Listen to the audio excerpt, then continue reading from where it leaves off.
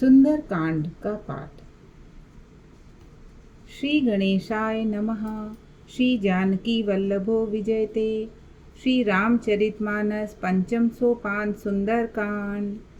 शांतं शाश्वतमप्रमेयमनघं निर्वाण शांति प्रदं ब्रह्मा शंभु फणेन्द्र सेव्यमनिशं वेदांत वेद्यं विभुं रामाख्यं जगदीश्वरं सुरगुरुं मायामनुष्यं हरिं वन्देऽहं करुणाकरं रघुवरं भूपालचूडामणिं।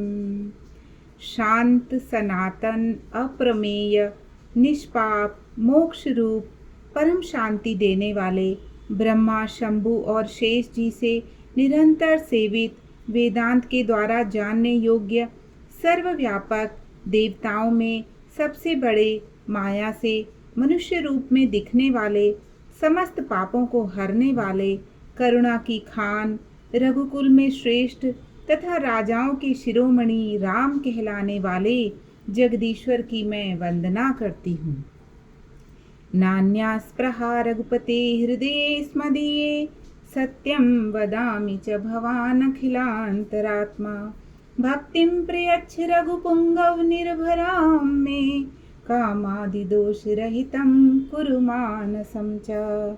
हे रघुनाथ जी, मैं सत्य कहता हूँ और फिर आप सबके अंतरात्मा ही हैं कि मेरे हृदय में दूसरी कोई इच्छा नहीं है। हे रघुकुल श्रेष्ठ, मुझे अपनी निर्भया पूर्ण भक्ति दीजिए और मेरे मन को काम आदि दोषों से रहित कीजिए।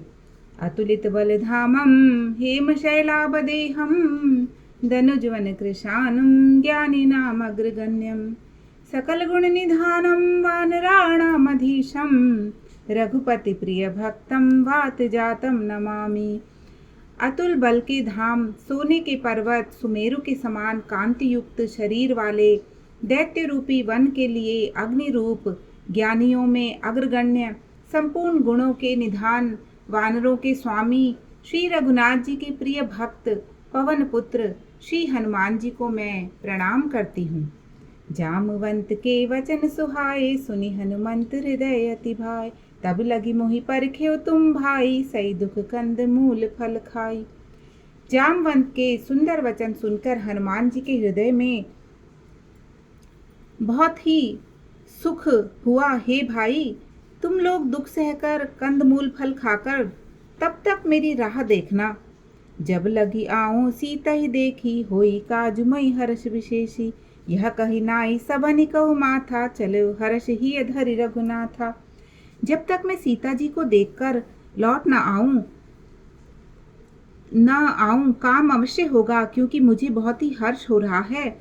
यह कहकर और सबको मस्तक नवाकर तथा हृदय में श्री रघुनाथ जी को धारण करके हनुमान जी हर्षित होकर चले। सिंधु तीर एक भूधर सुंदर कौतुक कूदी चढ़े उताऊ पर बार बार रघुबीर संहारी तरक्यो पवन तनय बल भारी। समुद्र के तीर पर एक सुंदर पर्वत था। हनुमान जी खेल से ही अनायास कूदकर उसके ऊपर जा चढ़े और बार बार श्री रघुवीर का स्मरण करके अत्यंत बलवान हनुमान जी उस पर से बड़े वेग से उछले। जही गिरि चरण देई हनुमंता चले सुगा पाताल तुरंता जिमि अमोघ रघुपति कर बाना एही भांति चले हनुमाना। जिस पर्वत पर हनुमान जी पैर रखकर उछले वे तुरंत ही पाताल में धंस गया। जैसे श्री रघुनाथ जी का अमोघ बाण चलता है उसी तरह हनुमान जी चले। जल निधि रघुपति दूत बिचारी तय मैनाक होई समहारी।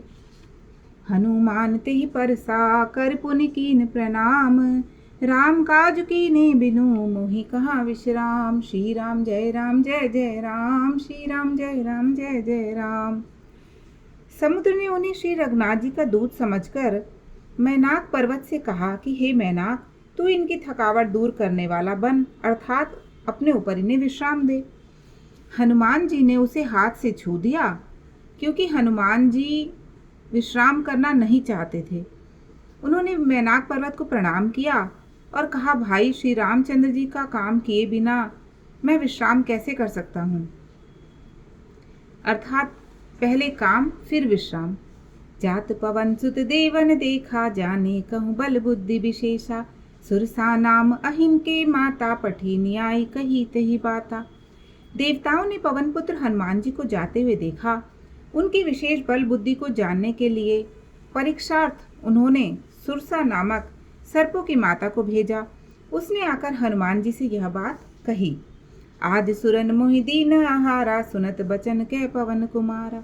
राम काज कर फिर मैं आऊं, सीता कई सुधि प्रभु ही सुनाऊं। आज देवताओं ने मुझे भोजन दिया है। यह वचन सुनकर पवन कुमार हनुमान जी ने कहा, श्री राम जी का कार्य करके मैं लौट आऊं और सीता जी की खबर प्रभु को सुना दूं। तब तव बदन पैठी हो आई, सत्य कहो मोहि जान दे माई। कवने हो जतन देहि नहीं जाना, ग्रस सिन मोहि कहे हनुमाना। तब मैं आकर तुम्हारे मुंह में घुस जाऊंगा, तुम मुझे खा लेना। हे माता, मैं सत्य कहता हूँ, अभी मुझे जाने दो। जब किसी भी उपाय से उसने जाने नहीं दिया, तब हनुमान जी ने कहा, तो फिर मुझे खा न ले। जो जन भरते बदन पसारा, कपितनु कीन दुगन विस्तारा। 16 जो जन मुक्ते ठयो, तुरत पवन सुत 32 भयो। उसने 4 कोस योजन भर का मुंह फैलाया। तब हनुमान जी ने अपने शरीर को उससे दूना बढ़ा लिया। उसने 16 योजन का मुख किया। हनुमान जी तुरंत ही 32 योजन के हो गए। जस जस सुरसा बदन बढ़ावा, तासु दून कपि रूप दिखावा। 7 योजन ते ही आनन कीना, अति लघु रूप पवन सुत लीना। जैसे जैसे सुरसा मुख का विस्तार बढ़ाती थी, हनुमान जी उसका दूना रूप दिखाते थे। उसने 100 योजन 400 कोस का मुख किया। तब हनुमान जी ने बहुत ही छोटा रूप धारण कर लिया। बदन पैठि पुनि बाहेरे आवा, मांगा विदाता ही सिरनावा।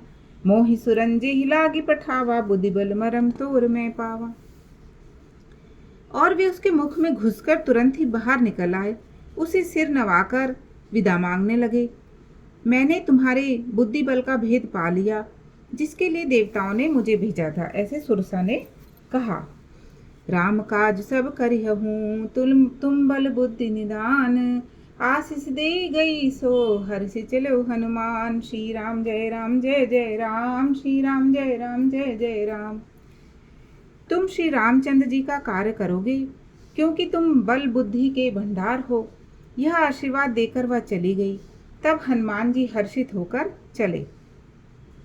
निश्चर एक सिंधु महरई, करी माया नभ के खग गई। जीव जंतु जे गगन उड़ाई, जल बिलो की तिनके पर छाई। समुद्र में एक राक्षसी रहती थी। वह माया करके आकाश में उड़ते हुए पक्षियों को पकड़ लेती थी।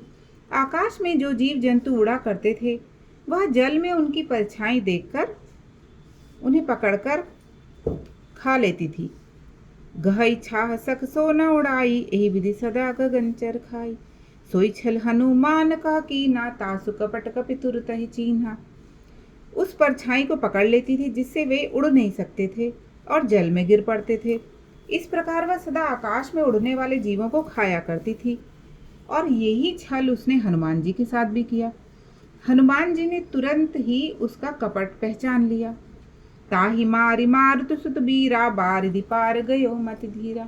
तहाँ जाई देखी बन शोभा, गुंजत चंचरीक मधुलोभा। पवन पुत्र धीर बुद्धि वीर हनुमान जी उसको मारकर समुद्र के पार गए।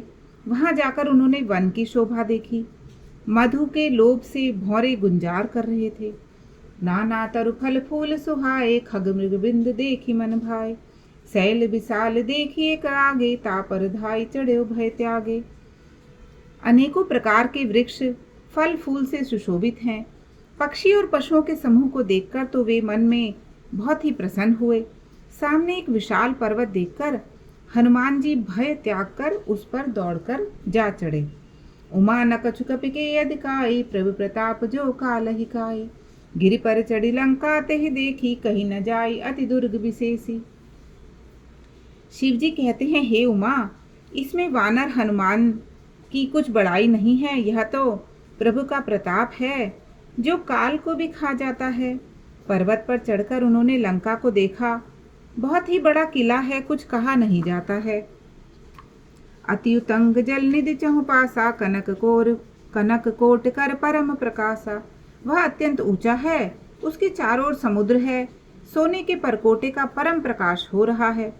कनक कोट विचित्र मणिकृत सुंदरायतना घना, चौहट्ट हट्ट सुबट्ट बीती चारुपुर बहुविधि बना। गज बाजी खच्चर निकर पदचर रथ बरु थनि को गने, बहुरूप निशिचर जूथ अति बल सेन बरनत नहीं बने। विचित्र मणियों से जड़ा हुआ सोने का परकोटा है। उसके अंदर बहुत से सुंदर सुंदर घर हैं। चौराहे, बाजार, सुंदर मार्ग और गलियां हैं। सुंदर नगर बहुत प्रकार से सजा हुआ है।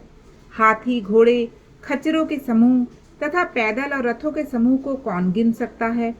अनेक रूपों के राक्षसों के दल हैं। उनकी अत्यंत बलवती सेना वर्णन करते नहीं बनती।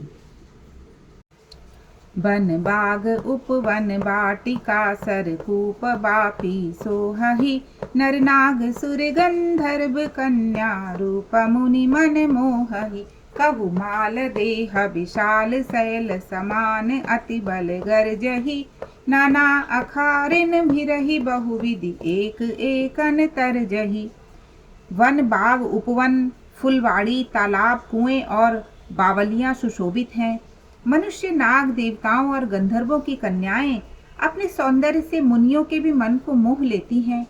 कहीं पर्वत के समान विशाल शरीर वाले बड़े ही बलवान मल्ल पहलवान गरज रहे हैं। वे अनेकों अखाड़ों में बहुत प्रकार से भिड़ते और एक दूसरे को ललकारते हैं। करि जतन भट कोटिन बिकट तन नगर चहु दिशि रक्षहि, कहु महिष मानुष धेनु खर अज खल निशाचर भक्षहि। एहि लागी तुलसीदास इनकी कथा कछु एक है कही, रघुबीर सर तीरथ शरीरनि त्यागी गति पै हई सही। भयंकर शरीर वाले करोड़ों योद्धा यत्न करके बड़ी सावधानी से नगर की चारों दिशाओं में सब ओर से रखवाली करते हैं। कहीं दुष्ट राक्षस भैंसों, मनुष्यों, गायों, गधों और बकरों को खा रहे हैं। तुलसीदास जी ने इनकी कथा इसलिए कुछ थोड़ी सी ही कही है कि ये निश्चय ही श्री रामचंद्र जी के बाण रूपी तीर्थ में शरीरों को त्याग कर परम गति को पावेंगे। उर रखवारे देखी बहु कपि मन कीन विचार, अति लघु रूप धरो निसी नगर करो पैसार। सियावर रामचंद्र की जय, पवन सुत हनुमान की जय। नगर के बहुसंख्यक रखवालों को देखकर हनुमान जी ने मन में विचार किया कि अत्यंत छोटा रूप धरूं और रात के समय नगर में प्रवेश करूं। मसक समान रूप कपिधरी, लंक ही चले सुमिर नर हरि। नाम लंकिनी एक निश्चरी, सो कह चल सी मोहिनिंदरी। हनुमान जी मच्छर के समान छोटा सा रूप धारण करके नर रूप से लीला करने वाले भगवान श्री रामचंद्र जी का स्मरण करके लंका को चले। लंका के द्वार पर लंकिनी नामक एक राक्षसी रहती थी। वह बोली, मेरा निरादर करके मुझसे बिना पूछे कहाँ जा रहा है। जाने ही नहीं मरम सठ मोरा, मोर आहार जहाँ लगी चोरा। मुठिका एक महाकपिहानी, रुधिर बमत धरणी धनमानी। अरे मूर्ख, तूने मेरा भेद नहीं जाना। जहाँ तक जितने भी चोर हैं वे सब मेरे आहार हैं। महाकपि हनुमान जी ने उसे एक घूंसा मारा, जिससे वह खून की उल्टी करती हुई पृथ्वी पर गिर पड़ी। पुनि संभारी उठी सो लंका, जोरी पानी कर विनय सशंका। जब रावण ही ब्रह्म बर दीना, चलत बिरंची कहा मोहि चीन्हा। वह लंकिनी फिर अपने को संभाल कर उठी और डर के मारे हाथ जोड़कर विनती करने लगी। वह बोली, रावण को जब ब्रह्मा जी ने वर दिया था तब चलते समय उन्होंने मुझे राक्षसों के विनाश की यह पहचान बता दी थी। विकल हो चिते कपि के मारे, तब जानस निश्चर संघारे। तात मोर अति पुण्य भूता, देखे नैन राम कर दूता। जब तू बंदर के मारने से व्याकुल हो जाए तब तू राक्षसों का संहार हुआ जान लेना। हे तात, मेरे बड़े पुण्य हैं जो मैंने श्री रामचंद्र जी के दूत को अपने नेत्रों से देखा। तात स्वर्ग अपवर्ग सुख, धरिए तुला एक अंग। तूल नता ही सकल मिली, जो सुख लव सत्संग। सियावर रामचंद्र की जय, पवन सुत हनुमान की जय। हे तात, स्वर्ग और मोक्ष के सब सुखों को तराजू के एक पलड़े में रखा जाए तो भी वे सब मिलकर उस सुख के बराबर नहीं हो सकते जो लव यानी कि क्षण मात्र के सत्संग से होता है और जो मुझे प्राप्त हुआ है।